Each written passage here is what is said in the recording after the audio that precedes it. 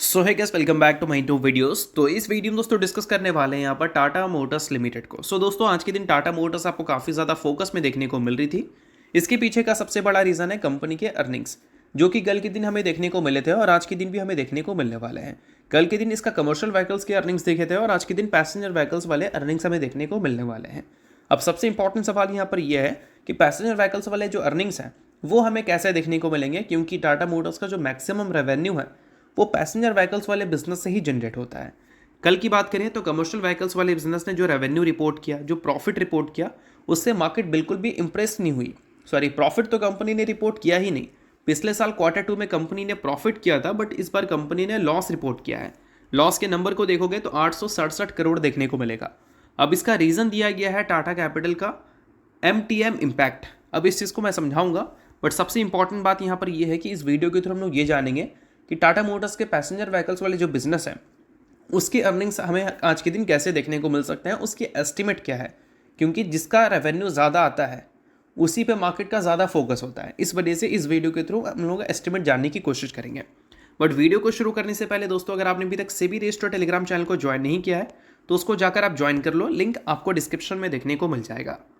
तो चलिए वीडियो की शुरुआत करते हैं। अब देखो दोस्तों, टाटा कैपिटल का जो MTM इम्पैक्ट यहाँ पर मेंशन किया गया है उसका मतलब यहाँ पर यह है कि टाटा मोटर्स कमर्शियल व्हीकल्स के पास टाटा कैपिटल के जो शेयर्स थे और आफ्टर लिस्टिंग जो वैल्यूएशन कट हमें देखने को मिली है टाटा कैपिटल का, तो उससे जो इनके शेयर के वैल्यू थे वो डिप्रिशिएट हुए हैं, कम हुए हैं, और उसी को कंपनी के एक्सपेंस में ऐड किया गया है, जिस वजह से कंपनी के एक्सपेंस ज़्यादा हुए हैं रेवेन्यू के कंपैरिजन में। और इसी वजह से कंपनी ने पिछले साल जो प्रॉफिट रिपोर्ट किया था वो इस साल लॉस में आ चुकी है। बट ऐसा नहीं कि ये हमें हर क्वार्टर में देखने को मिलेगा, ये वन टाइम इम्पैक्ट होता है, इस चीज़ को भी समझ लो। और यही टाटा कैपिटल की लिस्टिंग धमाकेदार हमें देखने को मिलती, वैल्यूएशन अपग्रेड हो जाता, तो ये लॉस नहीं, कंपनी प्रॉफिट रिपोर्ट करती। तो आई होप आपको ये सारी चीज़ें अच्छी तरह से समझ आ गई होंगी। बाकी इसके अलावा अगर हम बात करें कंपनी के रेवेन्यू के बारे में, तो वहाँ पर बहुत आउटस्टैंडिंग परफॉर्मेंस तो हमें देखने को नहीं मिला है, क्योंकि कंपनी के रेवेन्यू सिर्फ 6% से ही ग्रो किए हैं ईयर ऑन ईयर बेसिस पे। परफॉर्मेंस ठीक है, आउटस्टैंडिंग परफॉर्मेंस नहीं है, बट ग्रोथ कंपनी ने दिखाया है। EBITDA 99% से गिरते हुए दिखे हैं। पिछले साल के EBITDA 1707 करोड़ थे, इस बार का सिर्फ 17 करोड़ रिपोर्ट हुआ है। और वही ऑपरेटिंग मार्जिन कंपनी का 0.1% रिपोर्ट हुआ है 9.7% से गिरकर। और इसका रीज़न मैंने क्या बताया आपको, जो MTM इम्पैक्ट टाटा कैपिटल के इन्वेस्टमेंट में था, ये बोल सकते हैं टाटा कैपिटल में जो उन्होंने इन्वेस्टमेंट कर रखा था उसके डिप्रिशिएट होने की वजह से MTM इम्पैक्ट कंपनी को फेस करना पड़ा है, और इसी वजह से कंपनी ने लॉस रिपोर्ट की है। तो चलो ये सारी चीज़ें आप समझ गए। अब बात कर लेते हैं टाटा मोटर्स के क्वार्टरली रिजल्ट के बारे में, in fact Tata Motors passenger vehicles के क्वार्टरली रिजल्ट के बारे में। अब देखो दोस्तों, इस कंपनी को लेकर जो एक्सपेक्टेशन है वो ऐसा नहीं कि बहुत आउटस्टैंडिंग है। पैसेंजर व्हीकल्स से भी मार्केट कुछ खास उम्मीद नहीं लगाकर चल रही है। कंपनी से एक्सपेक्टेशन है लगभग 95,000 करोड़ के रेवेन्यू का और 3100 करोड़ के प्रॉफिट का, और ये मिनिमम एक्सपेक्टेशन है। मैक्सिमम देखोगे तो 1 लाख करोड़ के ऊपर का नंबर दिखेगा और 4,000 करोड़ के ऊपर का प्रॉफिट का नंबर दिखेगा। बट फिर भी मार्केट उम्मीद लगाकर चल रही है कि कंपनी के जो अर्निंग्स हैं उसमें इम्पैक्ट आ सकते हैं JLI का साइबर ग्लिच की वजह से, और कंपनी का जो रेवेन्यू है वो 7.2% तक गिर सकता है ईयर ऑन ईयर बेसिस पे, और ये चीज़ें आपको नोट करनी है।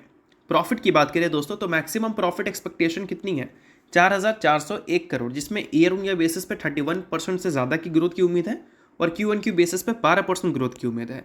और मिनिमम एक्सपेक्टेशन कितनी है, 2,737 करोड़, जिसमें ईयर ऑन ईयर बेसिस पे और Q1Q बेसिस पे दोनों में गिरावट की एक्सपेक्टेशन है। अब इसका एवरेज निकालोगे तो 3,000 करोड़ के आसपास का एवरेज मिलेगा, और वो मिनिमम कंपनी रिपोर्ट कर देती है, तो मान लो नंबर एक्सपेक्टेशन के हिसाब से ही है, इस चीज़ को समझ लो। बाकी इसके अलावा अगर हम बात करें कंपनी के रेवेन्यू के बारे में, तो कोटक इक्विटीज़ 1,05,000 करोड़ के ऊपर का रेवेन्यू उम्मीद कर रही है ईयर ऑन ईयर बेसिस पे 3.5% की ग्रोथ। और वही अगर हम यस सिक्योरिटीज़ की बात करें तो वो 95,000 करोड़ की रेवेन्यू की उम्मीद कर रही है, जिसमें ईयर ऑन ईयर बेसिस पे 6.3% का डी ग्रोथ दिखेगा JLR के स्लो डाउन की वजह से।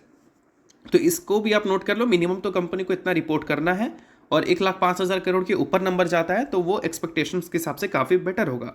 और ये सेम चीज़ EBITDA का भी आप नोट कर सकते हैं, मैक्सिमम नंबर ये है और मिनिमम नंबर आपको ये देखने को मिलता है 8,656 करोड़, जो कि आप नोट डाउन कर सकते हैं।